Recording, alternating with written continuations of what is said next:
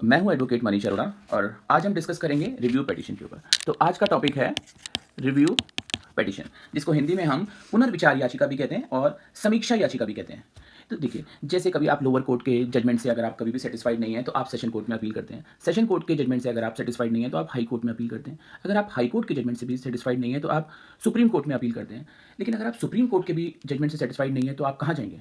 तो supreme court अपने ही judgement को रिव्यू करने की पावर रखता है। ये पावर देता है इंडियन कॉन्स्टिट्यूशन का आर्टिकल नंबर 137। ये देखिए,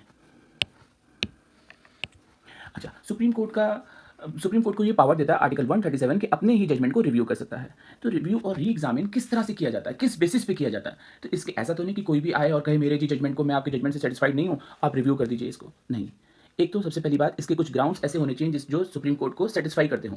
जैसे सफिशिएंट ग्राउंड होने चाहिए। सफिशिएंट ग्राउंड किसे कहेंगे हम? जैसे कोई ग्रेव एरर हुआ हो, इसमें ये देख सकते हैं आप, कोई मिस्टेक हुई हो इस तरह की, जिसमें हम सुप्रीम कोर्ट के समक्ष जाके अपनी बात को रखें और कहें कि कोई, देखिए, रिकॉर्ड्स में मिस्टेक है, कोई फैक्चुअल एरर है, कोई न्यू एविडेंस आपने इनकॉर्पोरेट किया है इसमें, ठीक है, तो discovery of new and important matter और एविडेंसेस, ठीक है। तो इसमें एक तो ये भी बात बहुत इंपॉर्टेंट है कि कोई भी रिव्यू को अपीलेट जुरिडिक्शन ना समझे या अपील टू द जजमेंट ना समझे। ना तो ये अपीलेट जुरिडिक्शन है, ना ये अपील टू द जजमेंट है। पूरी जजमेंट को दोबारा नहीं सुना जाएगा, पूरी जजमेंट को स्क्रूटनाइज नहीं किया जाएगा।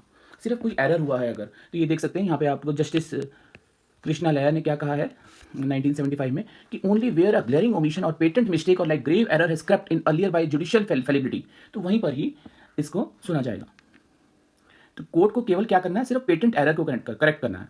ये नहीं कि कोई माइनर मिस्टेक हुई है या इनकन्सिक्वेंशियल इंपोर्ट हुआ है उसमें, तो इस टाइप के जो नेचर है इसमें एडमिसिबल नहीं होगी, सुप्रीम कोर्ट द्वारा एंटरटेन नहीं की जाएगी। तो कौन फाइल कर सकता है रिव्यू पिटीशन को? कोई भी एग्रीड पार्टी, कोई भी एग्रीड पर्सन जो भी सेटिस्फाइड नहीं है सुप्रीम कोर्ट के जजमेंट से, वो उसको रिव्यू पिटीशन को फाइल कर सकता है। लेकिन ये कोर्ट का डिस्क्रिप्शन है कि उसे एक्सेप्ट करे या ना करे। और इसमें आर्टिकल 145 आप एक और नोट कर लीजिए, इंपॉर्टेंट है। ये सुप्रीम कोर्ट को पावर देता है कि इस रिव्यू की भी रूलिंग सुप्रीम कोर्ट इसमें बना सकता है। रूलिंग कौन करेगा रिव्यू की? Supreme court. अच्छा, कुछ केस लॉस मैं आपको बता देता हूँ इसमें, इसी से रिलेटेड।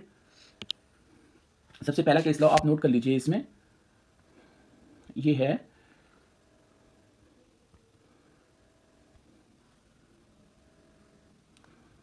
नोट कर लीजिए,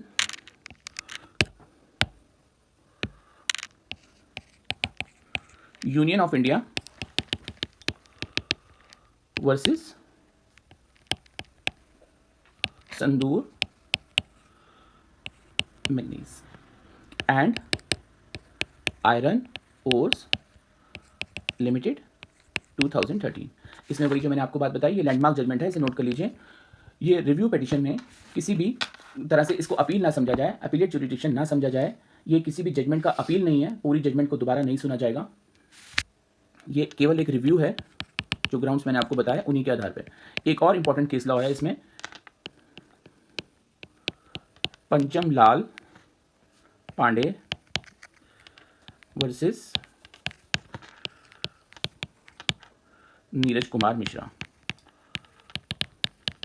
ये लेटेस्ट लैंडमार्क जजमेंट है 2023 का,